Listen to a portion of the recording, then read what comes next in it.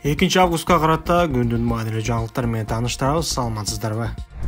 Сот Лазат Нуркожоеванын мурдагы жигитинин камактагы мөөнөтүн дагы 2 айга узартты. Бишкектин 1-май райондук сотунун чечими менен Автандил Сабырбеков жана анын бир тууган агасы Тариел 3-октябрга чейин тергөө абагында болушат. Бир туугандар сатуу максатында ири өлчөмдөгү баңгизаттарды мыйзамсыз даярдап келген деп шектелүүдө. Тариел Сабырбеков жана анын агасы Автандил президент Садыр Жапаровдун инисинин кызы Лазат Нуркожоевага баш кошуу сунушун киргизгенден кийин кармалган. Нуркожоеванын колун суроо үчүн 157 миң сомдон ашык каражатка алынган өзгөчө кырдаалдар министрлигинин тиги учагы жаштарды тоого жеткирген. Видео коомчулукта түрдүү пикирлер жаратып, ага президент өзү да комментарий бергенге аргасыз болгон. Садыр Жапаров тууганынын колун шаан шөкөттүн коштоосуна суралганы үчүн элден кечирим сурап, өлкө башчысынын туугандары башкалар үчүн үлгү болуп, ысырапкорчулукка жол бербеши керектигин айткан. Автандил Сабырбеков камалгандан кийин президенттин администрациясынан шектүүнүн башкы максаты өзүнүн мыйзамсыз иш-аракеттерин жашыруу үчүн жогорку бийликтегилерден калкалоочу адамдарды табуу болгонун билдиришкен. Ошондой эле Сабырбеков Нуркожоеванын мурдагы жигит экенин белгилешкен. Лазат өзү бул боюнча комментарий бере элек.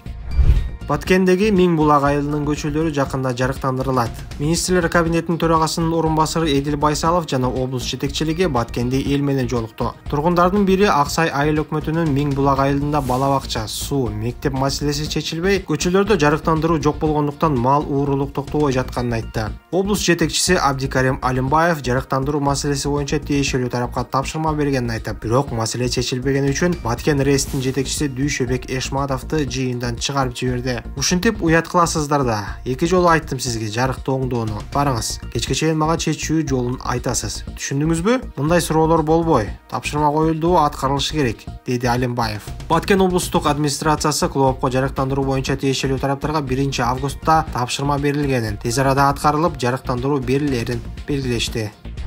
Энергетика министри Таалайбек Ибраев электр энергиясын үнөмдөөгө чакырды. Бул тууралуу министр 2 августта маалымат жыйынында билдирди. Биз электр энергиясын керектөөдө рекордтук чектен аштык. Бүгүнкү күндө суткалык керектөө саатына 40 миллион киловаттан бир аз ашты. Бизде мындай нерсе эч качан болгон эмес. Жайында дайыма 32-25 миллион болчу. Керектөөчүлөрдү энергиянын колдон келишинче үнөмдөөгө чакыргым келет. Канчалык көп керектелсе, сууну ошончолук көп кое беребиз. Ал эми суу кышында бизге керек болот. Эгерде биз үнөмдөөнү азыр баштабасак, анда кышында көйгөйлөр болушу мүмкүн, деди ал. Министрдин айтымында учурда электр энергиясынын негизги бөлүгү кондиционерлерге жумшалууда.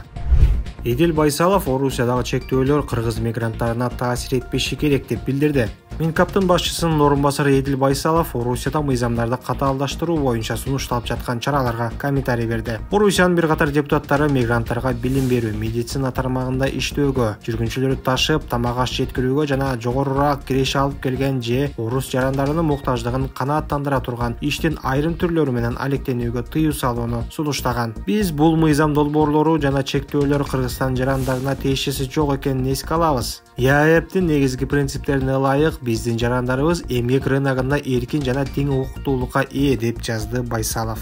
Ошондой эле ал, эгер башкача чечмелөөлөр жана биздин жарандарды 3 өлкөлөрдөн барган мигранттарга теңештирсе, элибизге ЕАЭПке мүчө болуунун маанисин түшүндүрүү өтө кыйын болуп калат, деп кошумчалады. Кыргызстан ЕАЭПке 2015-жылы кирген. Уюмдун максаты азык-түлүк, кызмат көрсөтүүлөр, каражат жана адам кыймылынын эркиндиги деп көрсөтүлгөн. ЕАЭПке 5 мамлекет — Орусия, Беларусь, Армения, Казакстан жана Кыргызстан мүчө.